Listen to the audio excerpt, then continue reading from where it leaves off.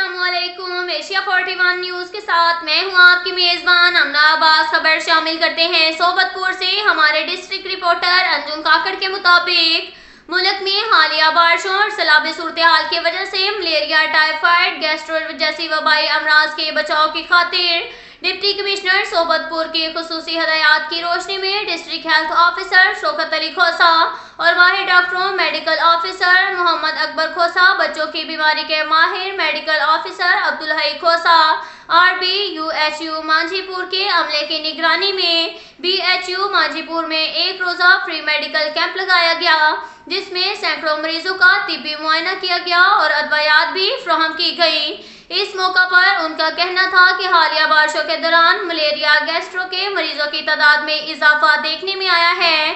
अवाम को इलाज मुआवजा की उनकी दहलीज पर सेहत की सहूलियात पहुँचाने और मौजी अमराज से बचाने के खातिर जिला के मुख्तलिफ मुकामात पर मेडिकल कैंप लगाए जा रहे हैं, ताकि अवाम को इन अमराज से बचाया जा सके।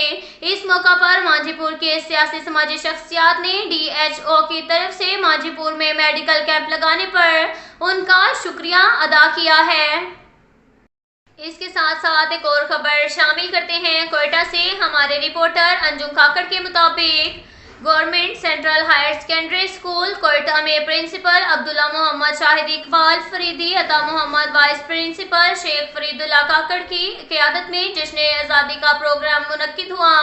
इस मौका पर मुकर्रिरीन का कहना था कि पाकिस्तान रमज़ानुल मुबारक के बाबरकत महीने में बना इस्लामी ममालिक में पाकिस्तान का शुमार अमन पसंद ममालिक में होता है। पाकिस्तान की सरहदें पाक फौज की कुर्बानियों की बदौलत महफूज हैं। क्या में पाकिस्तान और इसकी बका की खातिर अफवाज पाकिस्तान की लाजवाल कुर्बानियां शामिल हैं।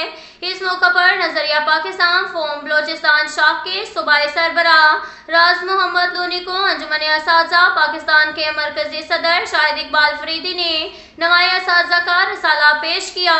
स्कूल के बच्चों ने हम नात, मिली नगमे और तकारीर की, मुल्क पाकिस्तान से दिली मोहब्बत का इजहार किया और आखिर में शरीक बच्चों की हौसला अफजाई की खातिर इनमें इनामात भी तकसीम किए गए। अब तक के लिए इतना ही काफ़ी है। मिलते हैं अगले बुलेटिन में, हमारे साथ रहिएगा।